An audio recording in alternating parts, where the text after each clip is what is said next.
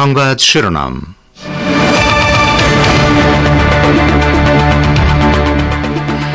নিঃসন্দেহে যে কোনো আগ্রাসনের সুস্পষ্ট ও চূড়ান্ত জবাব দেবে তেহরান, মার্কিন হুমকির প্রতিক্রিয়ায় ইরানের পররাষ্ট্র মন্ত্রণালয়ের মুখপাত্র। ট্রাম্প ইয়েমেনের বিরুদ্ধে হামলা চালিয়ে একটি অপরিকল্পিত জুয়া খেলেছেন, আইআরজিসির সাবেক প্রধান কমান্ডারের এক্সপোস্ট। উমরা ভিসা বন্ধ করেনি সৌদি আরব, ধর্ম উপদেষ্টা। রাজনৈতিক দলের সঙ্গে ঐকমত্য কমিশনের বৈঠক বৃহস্পতিবার।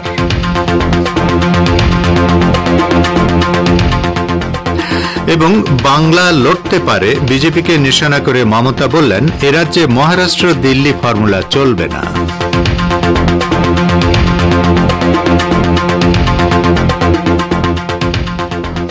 আসসালামু আলাইকুম শ্রোতা বন্ধুরা, গুরুত্বপূর্ণ সংবাদ শিরোনাম শুনলেন এতক্ষণ। এবারে বিস্তারিত বিশ্ব সংবাদে আপনাদের আমন্ত্রণ জানাচ্ছি আমি নাসির মাহমুদ। ইরানের বিরুদ্ধে যে কোনো ধরনের আগ্রাসনের সুস্পষ্ট ও চূড়ান্ত জবাব দেবে তেহরান। ইয়েমেনের প্রতি ইরানের সমর্থনকে কেন্দ্র করে সম্প্রতি মার্কিন প্রেসিডেন্ট তেহরানের বিরুদ্ধে যে হুমকি দিয়েছেন তার প্রতিক্রিয়ায় ইরানের পররাষ্ট্র মন্ত্রণালয় এই হুঁশিয়ারি উচ্চারণ করলেন।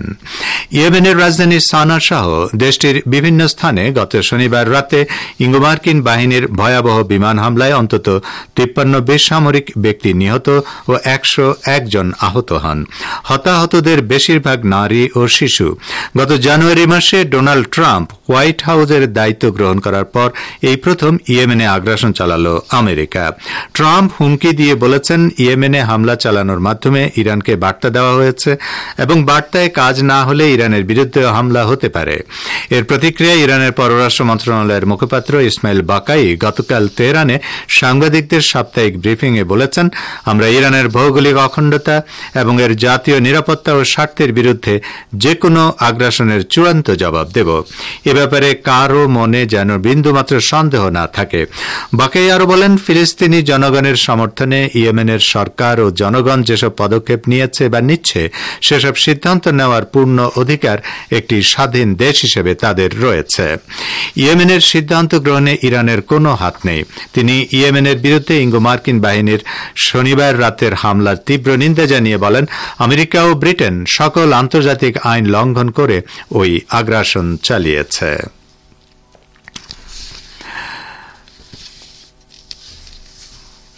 মার্কিন প্রেসিডেন্ট ডোনাল্ড ট্রাম্প ইয়েমেনের বিরুদ্ধে হামলা চালিয়ে একটি অপরিকল্পিত জুয়া খেলেছেন বলে মন্তব্য করেছেন ইরানের একজন সামরিক কমান্ডার। ইরানের ইসলামী বিপ্লবী গার্ড বাহিনী বা আইআরজিসির সাবেক প্রধান কমান্ডার মোহসেন রেজাই নিজের এক্স অ্যাকাউন্টে প্রকাশিত এক পোস্টে এই মন্তব্য করেন।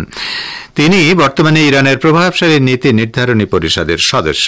রেজাই তাঁর পোস্টে বলেন, মার্কিন প্রেসিডেন্ট যিনি নিজেকে শান্তিকামী ও যুদ্ধবিরোধী হিসেবে প্রদর্শন করে এসেছেন, তিনি তার প্রথম অবৈধ ও নিষ্ঠুর যুদ্ধটি ইয়েমেনের বিরুদ্ধে শুরু করেছেন। এরপর রেজাই লিখেছেন, ট্রাম্প ইউক্রেনে কথিত শান্তি প্রতিষ্ঠা করতে পারেননি, কানাডাকে আমেরিকার দখলে আনতে কিংবা পানামা খাল জবরদখল করার পরিকল্পনাও বাস্তবায়ন করতে পারেননি। এসব কাজ বাকি রেখেই তিনি ইয়েমেনের বিরুদ্ধে একটি অপরিকল্পিত জুয়া খেলার সিদ্ধান্ত নিয়েছেন। ফার্সি ভাষায় প্রকাশিত পোস্টের শেষাংশে জেনারেল রেজাই লিখেছেন, ইনশাআল্লাহ ইয়েমেনে ভুকা নাঙ্গা ইমানদার প্রতিরোধ যোদ্ধারা আমেরিকার অত্যাধুনিক রণতরীকে পরাস্ত করবেই।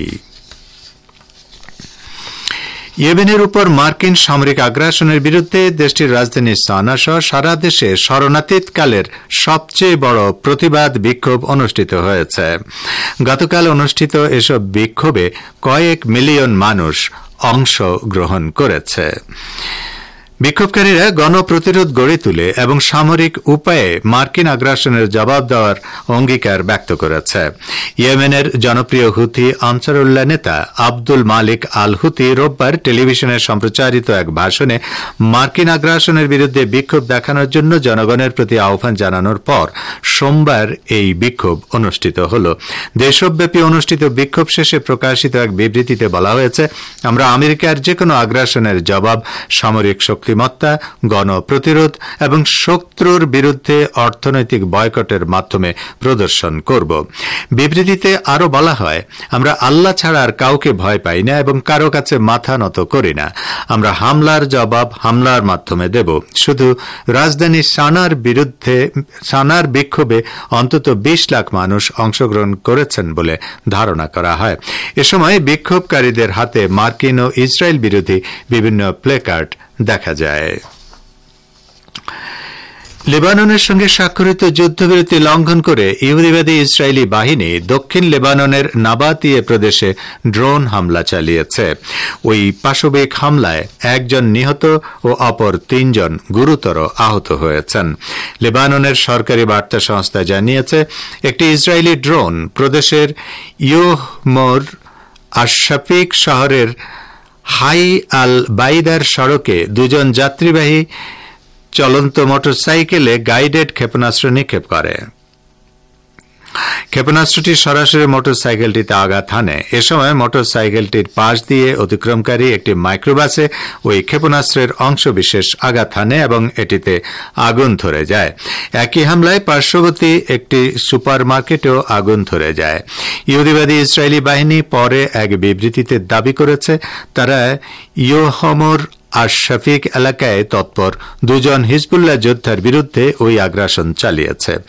দক্ষিণ লেবাননে প্রায় 14 মাস আগ্রাসন চালানোর পর হিজবুল্লাহর পাল্টা হামলায় পর্যদস্ত হয়ে 2024 সালের 27 নভেম্বর লেবাননের বিরুদ্ধে আগ্রাসন বন্ধ করতে সম্মত হয় তেল আবিব। আপনারা বিশ্ব সংবাদ শুনছেন রেডিও তেহরান থেকে। বাংলাদেশ, ভারত ও মধ্যপ্রাচ্যে শর্টওয়েভ 25 মিটার ব্যান্ডে আর বিশ্বজুড়ে ইন্টারনেট ও স্যাটেলাইটে। ধর্ম উপদেষ্টা ডক্টর আফম খালিদ হোসেন জানিয়েছেন, বাংলাদেশি নাগরিকদের জন্য উমরা ভিসা বন্ধ করেনি সৌদি হজ ও উমরা মন্ত্রণালয়। ঢাকায় নিযুক্ত সৌদি রাষ্ট্রদূত এই বিষয়টি ধর্ম সচিবকে নিশ্চিত করেছেন। রাষ্ট্রদূত বাংলাদেশের এজেন্সিগুলোকে বিমান টিকিট ও হোটেল বুকিংয়ের ডকুমেন্ট সহ সৌদি উমরা কোম্পানি বা এজেন্টের মাধ্যমে সেদেশের হজ ও উমরা মন্ত্রণালয়ের সঙ্গে যোগাযোগ করার পরামর্শ দিয়েছেন। মঙ্গলবার দুপুরে সচিবালয়ে ধর্ম বিষয়ক মন্ত্রণালয়ের সম্মেলন কক্ষে প্রেস ব্রিফিংয়ে উপদেষ্টা এসব তথ্য জানান।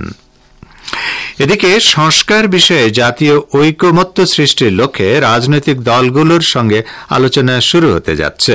জাতীয় ঐকমত্য কমিশনের উদ্যোগে প্রথম পর্যায়ে আগামী 20 মার্চ বিকেল 3টায় লিবারেল ডেমোক্রেটিক পার্টি বা এলডিপির সঙ্গে আলোচনার সময়সূচি নির্ধারণ করা হয়েছে। পর্যায়ক্রমে অন্যান্য দলগুলোর সঙ্গেও আলোচনার সময়সূচি ঘোষণা করা হবে। মঙ্গলবার জাতীয় ঐকমত্য কমিশন থেকে পাঠানো এক সংবাদ বিজ্ঞপ্তিতে এ তথ্য জানানো হয়। এদিকে বাংলাদেশ পরিস্থিতি নিয়ে গভীরভাবে উদ্বিগ্ন যুক্তরাষ্ট্র। ভারতের এনডিটিভি ওয়ার্ল্ডকে দেওয়া এক সাক্ষাৎকারে একথা বলেছেন যুক্তরাষ্ট্রের গোয়েন্দা বিষয়ক প্রধান তুলসী গ্যাবার্ড। তার কাছে প্রশ্ন রাখা হয়, ভারতের ঘনিষ্ঠ প্রতিবেশী বাংলাদেশ এবং এই উপমহাদেশে রাজনৈতিক ক্ষেত্রে ব্যাপক পরিবর্তন হয়েছে। দেখা দিয়েছে ভয়াবহ সহিংসতা, সংখ্যালঘুদের উপর হামলারও অনেক রিপোর্ট পাওয়া গেছে। এসব স্থানের পরিস্থিতি নিয়ে যুক্তরাষ্ট্র কি উদ্বিগ্ন? শুধু রাজনৈতিক নয়, সব ক্ষেত্রে স্থিতিশীলতার প্রয়োজন কিনা? জবাবে তুলসী গ্যাবার্ড বলেন, অবশ্যই। দীর্ঘদিন ধরে হিন্দু, বৌদ্ধ, খ্রিস্টান এবং অন্য ধর্মীয় সংখ্যালঘুদের বিরুদ্ধে নিষ্পেষণ, হত্যাকাণ্ড ও নির্যাতন অব্যাহত আছে। যুক্তরাষ্ট্র সরকার, প্রেসিডেন্ট ট্রাম্প ও তার প্রশাসনের কাছে উদ্বেগের কেন্দ্রে আছে এ বিষয়টি। তুলসী গ্যাবার্ড আরও বলেন, প্রেসিডেন্ট ডোনাল্ড ট্রাম্পের অধীনে নতুন মন্ত্রিপরিষদ বাংলাদেশের অন্তর্বর্তী সরকারের সঙ্গে আলোচনা শুরু করেছে। তুলসী গ্যাবার্ড এ সময় ইসলামী খেলাফতের আদর্শ সম্পর্কেও মন্তব্য করেন। তুলসী গ্যাবার্ডের মন্তব্যকে গুরুতর বলেছেন পররাষ্ট্র উপদেষ্টা মোহাম্মদ তৌহিদ হোসেন।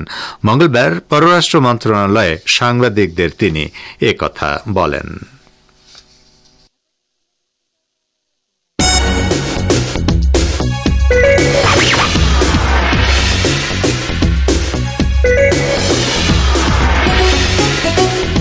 রেডিও তেহরান, খবরের সঙ্গে 24 ঘন্টা। ভিজিট করুন আমাদের ওয়েবসাইট parstoday.ir/dn।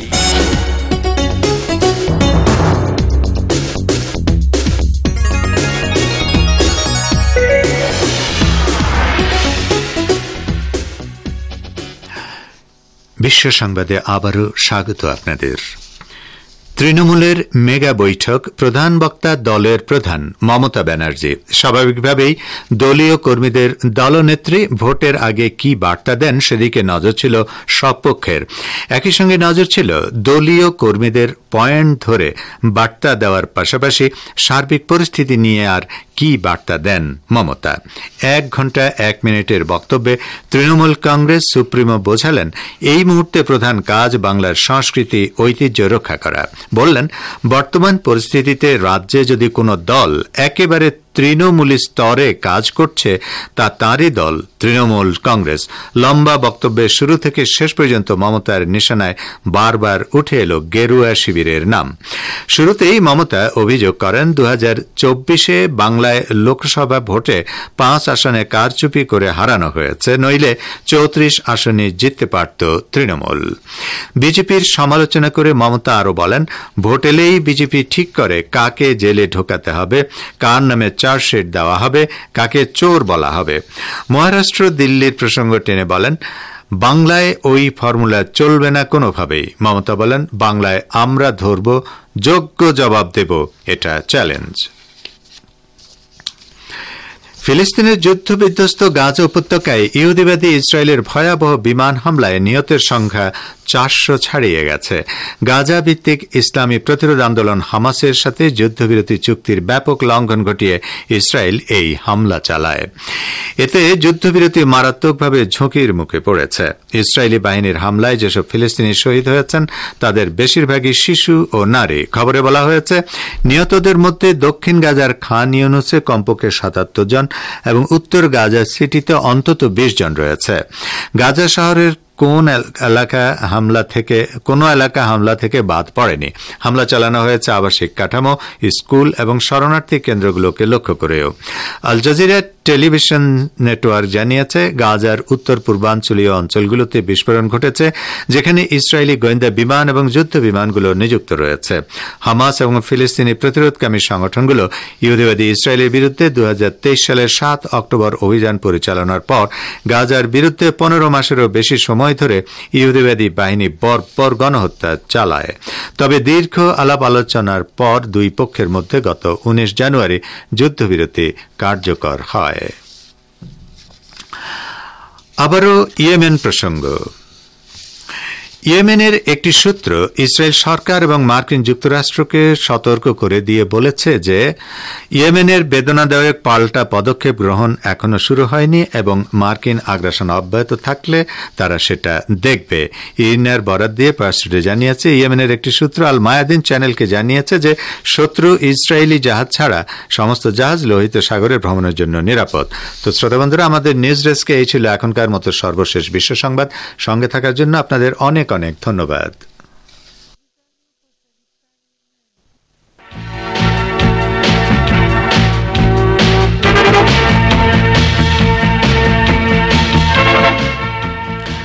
বিশ্ব সংবাদ শুনলেন রেডিও তেহরান থেকে। এবারে আমন্ত্রণ জানাচ্ছি সংবাদ ভাষার অনুষ্ঠান দৃষ্টিপাতে। ইহুদিদের পুরিম উদযাপন মূলত প্রাচীন ইরানে গণহত্যার ঐতিহ্য সংরক্ষণ ও পুনরুজ্জীবিত করার জন্য শতাব্দীর পর শতাব্দী ধরে চালানো একটি প্রচেষ্টা। এ সম্পর্কে এখন রয়েছে আমাদের ভাষ্যকারের একটি পর্যালোচনা, পড়ে শোনাচ্ছেন রেজওয়ান হোসেন। ইহুদিদের পুরিম উদযাপন মূলত প্রাচীন ইরানে গণহত্যার ঐতিহ্য সংরক্ষণ ও পুনরুজ্জীবিত করার জন্য শতাব্দীর পর শতাব্দী ধরে চালানো একটি প্রচেষ্টা। অনেকেই এই উৎসবকে ইরানিদের বিরুদ্ধে হলোকাস্ট বলে মনে করেন। পুরিম উদযাপন অতি গোড়া ইহুদিদের পুরনো ঐতিহ্যগুলোর একটি, যা সাম্প্রতিক দশকগুলোতে অধিকৃত অঞ্চলে অবৈধ ইহুদিবাদী ইসরায়েল প্রতিষ্ঠার পর থেকে বিভিন্ন রং এবং রূপ ধারণ করেছে।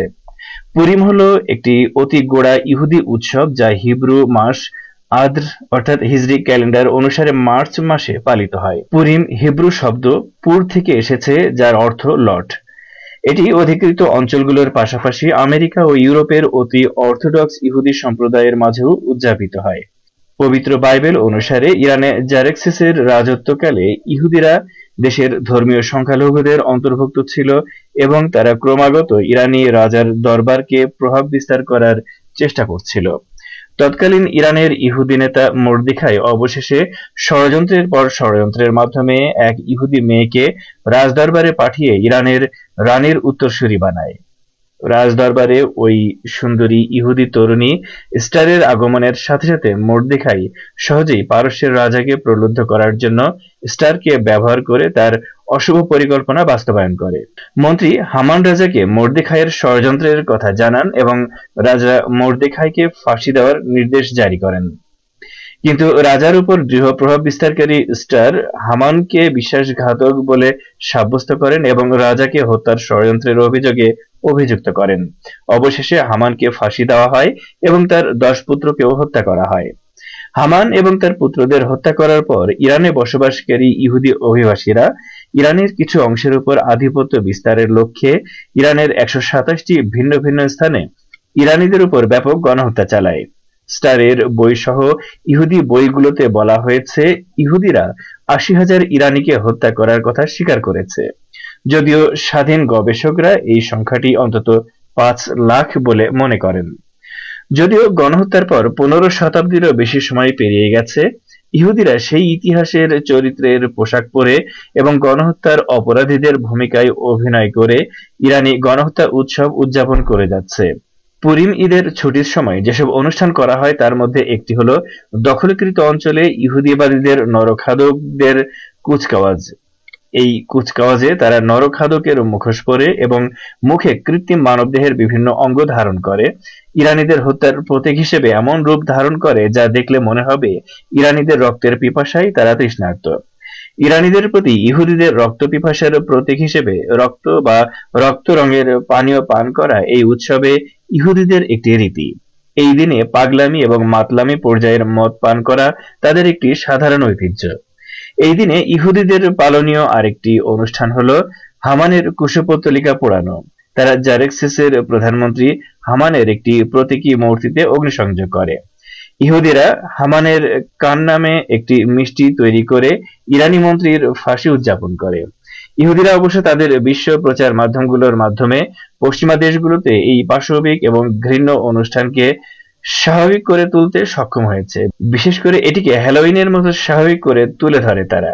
কোনো কোনো সমালোচক পুরিমের আধুনিক রূপটিকে ফিলিস্তিনিদের উপর চালানো গণহত্যা বলেও মনে করেন, যারা তাদের শহর বাড়িঘর থেকে বিতাড়িত হয়েছে।